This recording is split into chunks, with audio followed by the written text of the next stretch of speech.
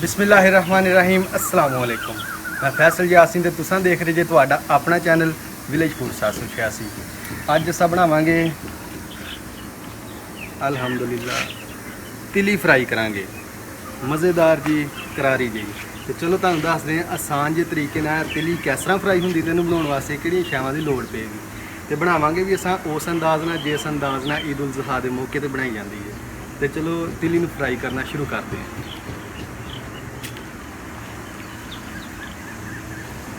तिली का साइज जोड़ा थोड़ा जिहा वड्डा वा, इस वास्ते असां उहदे 3-4 पीस कर लांगे ते थोड़ी जी सफाई भी कर लांगे इहदी।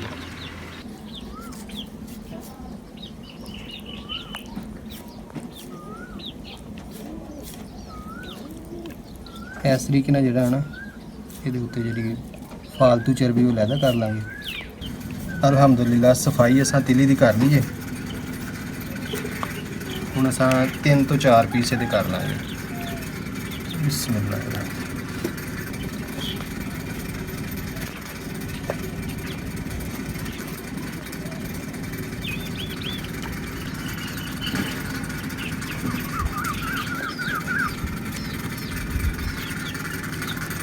अल्हम्दुलिल्लाह तिली दे साथ छोटे छोटे पीस इस तरीके नाल कर लेने। हुण असां इहदे विच टक लगावांगे।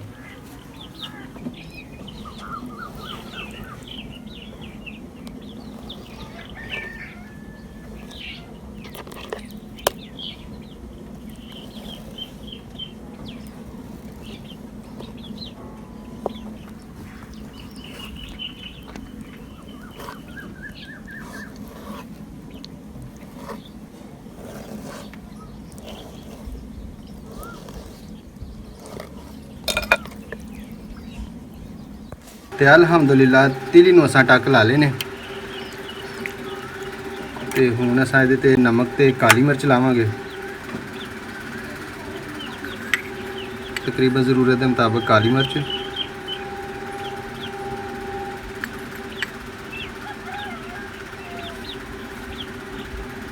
ते नमक भी जायके के मुताबिक।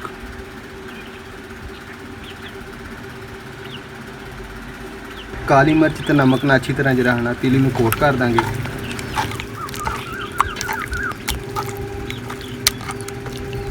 इनू तकरीबन 15 मिनटों वास्ते अस ढक के रखांगे, उस तो बाद फ्राई करांगे।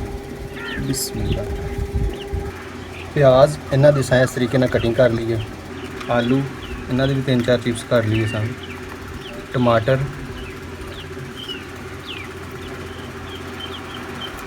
हरी मिर्च भी आधे जो कट लांगे। बिस्मिल्लाहिर्रहमानिर्रहीम। इस तरीके दे नाल इन्हां नूं भी असां थोड़ा जिहा नमक ते काली मिर्च नाल कोट कर देंगे।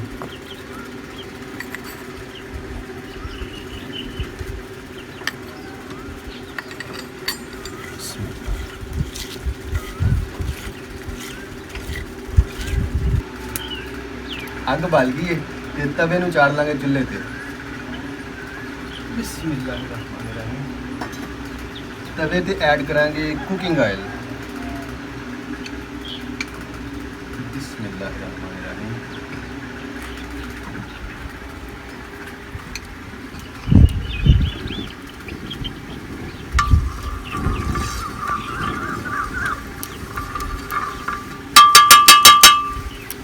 अल्हम्दुलिल्लाह कुकिंग ऑयल गर्म हो गया है। तिली नूं असां तवे ते ऐड कर देंगे। बिस्मिल्लाहिर्रहमानिर्रहीम।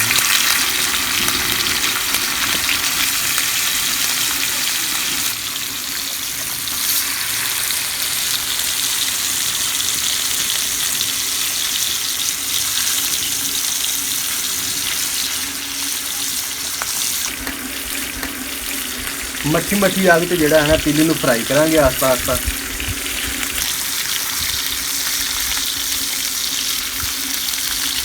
अल्हम्दुलिल्लाह बहुत ही ज़बरदस्त खुशबू आ रही है। अल्हम्दुलिल्लाह।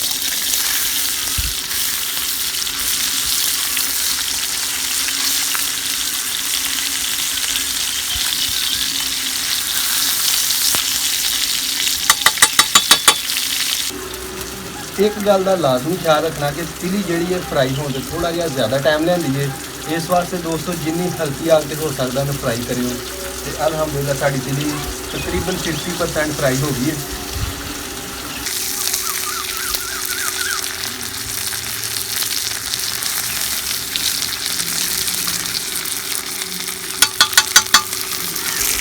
ਹੁਣ ਅਸੀਂ ਐਡ ਕਰਾਂਗੇ ਆਲੂ।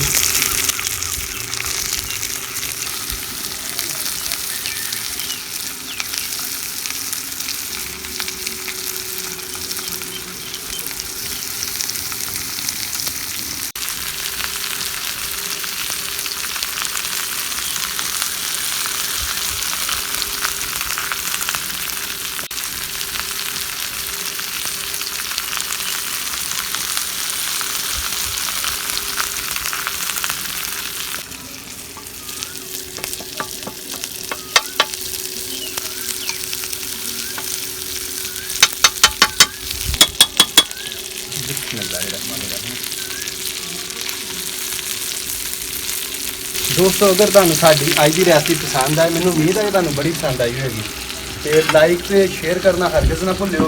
तो अगर तुसीं साडे चैनल ते नवें आए जो तो साडे चैनल नूं हुणे सबसक्राइब कर लिओ, तो नाल ही बैल का बटन दब लिओ, ताकि साडियां इहो जिहियां नवीं तो नवीं रवायती रेसिपी के नोटिफिकेशन तुहानू सब तो पहले ते टाइम नाल मिल सकन। तो मैनूं उम्मीद है कि तुसीं मेरा चैनल सबसक्राइब कर दिता होना वा। तो अलहमदुलिल्लाह सारियां चीज़ां दी एक दफ़ा साइड चेंज कर देंगे।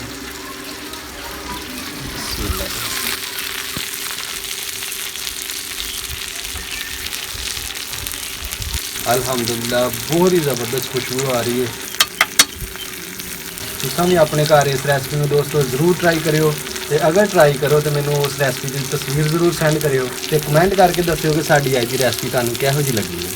तकरीबन 3 तो 4 मिनट आसान सारी चीज़ों को बहुत फ्राई करांगे, उस तो बाद डिश आउट करांगे। अल्हम्दुलिल्लाह तिली बहुत ही ज़बरदस्त फ्राई हुई है। अल्हम्दुलिल्लाह इनू असां डिश आउट कर लेंगे।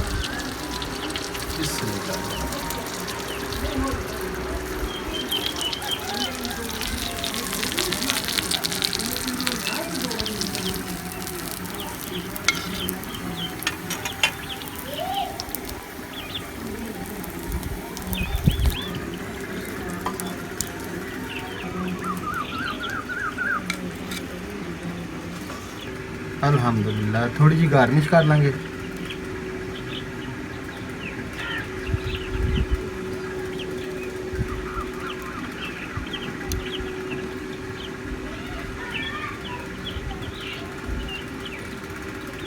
बिस्मिल्लाहिर्रहमानिर्रहीम।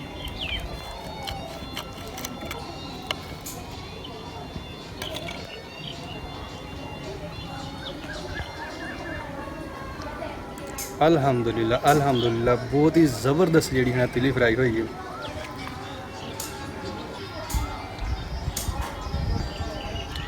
यकीन करो मज़ा आ गया। तो दोस्तों यहो जी साडी अज की रेसिपी उम्मीद करदा तुहानू बड़ी पसंद आई होगी। तो बहुत सारा अपना ख्याल रखियो, दुआवां च सानू याद रखियो। इंशाअल्लाह अगली रेसिपी नाल मुलाकात होएगी। अल्लाह हाफ़िज़। पाकिस्तान जिंदाबाद।